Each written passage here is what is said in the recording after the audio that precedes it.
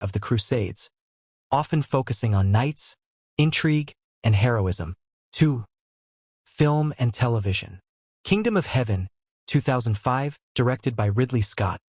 This film presented a nuanced view of the Crusades, emphasizing the brutality and moral ambiguity of the conflict. However, its portrayal of historical figures like Saladin and Baldwin IV was heavily fictionalized. Robin Hood legends. The connection between the Crusades and Robin Hood, a legendary English outlaw, often romanticized the idea of returning crusaders and their role in English folklore. These cultural depictions have shaped public perceptions of the Crusades, often perpetuating myths while glossing over historical complexities. Chapter 5: The Crusades and Modern Political Rhetoric. The Crusades have been appropriated by modern political movements, serving as both a rallying cry and a cautionary tale. 1. The Crusades in Western political discourse. Religious rhetoric. Some Christian groups in the West have invoked the Crusades as a symbol of religious zeal and the defense of Christianity. This rhetoric gained prominence after the 9/11 attacks, with leaders like George W. Bush controversially referring to the war on terror as a crusade. Far-right appropriation. Far-right groups in Europe and North America have co-opted crusader imagery to promote anti-Muslim agendas. Symbols like the Cross of Jerusalem and slogans like Deus Vult, God wills it, have been used to frame their actions as a continuation of the Crusader legacy. 2. The Crusades in Middle Eastern discourse. Anti-Western sentiment. In the Middle East, the Crusades are often invoked to critique Western foreign policy.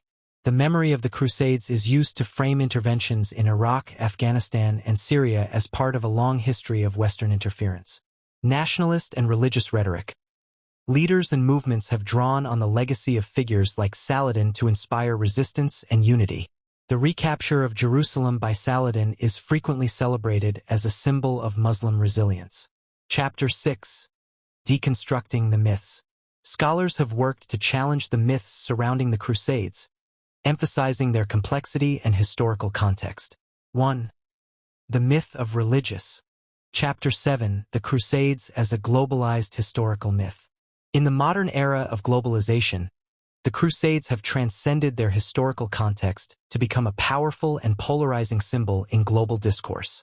As societies worldwide grapple with issues of religion, identity, and conflict, the Crusades have been appropriated, debated, and mythologized on an international scale. 1. The Crusades in education and academia. The way the Crusades are taught and studied varies significantly across cultures, reflecting broader societal attitudes toward history, religion, and imperialism. Western curricula.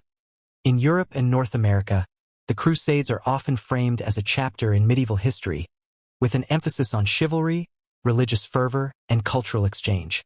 However, critical perspectives highlighting the violence and exploitation of the Crusades are increasingly included. Middle Eastern education. In the Islamic world, the Crusades are presented as a period of foreign invasion and resistance. Emphasis is placed on the heroism of figures like Saladin and the resilience of Islamic societies in the face of aggression. Global academia. Scholars have worked to deconstruct nationalistic and Eurocentric interpretations of the Crusades. Works by historians such as Amin Maalouf, The Crusades Through Arab Eyes, and Jonathan Riley Smith have provided nuanced accounts, focusing on the interplay of culture, politics, and religion. 2. The Crusades and global conflict. The symbolic power of the Crusades has found resonance in contemporary global conflicts, often serving as a rhetorical tool for both justification and resistance. The clash of civilizations narrative. The idea of the Crusades as a historical precursor to a modern clash of civilizations gained traction after Samuel Huntington's 1996 book. This perspective frames the Crusades as the beginning of a long-standing conflict between Western and Islamic civilizations, though this oversimplification has been widely criticized. Rhetoric of resistance. Islamist groups like Al-Qaeda and ISIS frequently refer to Western military interventions in the Middle East as Crusader invasions, invoking the memory of the Crusades to rally support and frame their actions as defensive jihad. Military and political symbolism. The use of crusader imagery by far-right groups and certain Western politicians has further entrenched the perception of a historical continuum between medieval and modern conflicts. This has, in turn, amplified the narrative of the Crusades as an ongoing struggle. 3. The Crusades and modern identity politics. The myths of the Crusades have become deeply intertwined with identity politics, influencing how communities define themselves and others. Christian identity. In some Christian communities, the Crusades are seen as a period of spiritual triumph and moral clarity. Symbols such as the Cross of Jerusalem have been repurposed in modern movements advocating for the preservation of Christian values and heritage. Islamic identity.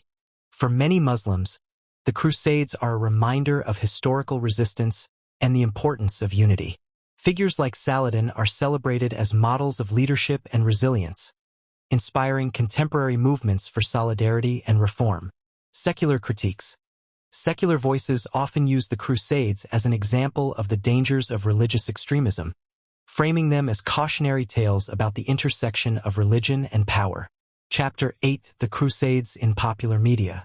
The enduring myths of the Crusades have been amplified by modern media, which often distills their complexity into simplified narratives of good versus evil. 1. Film and television.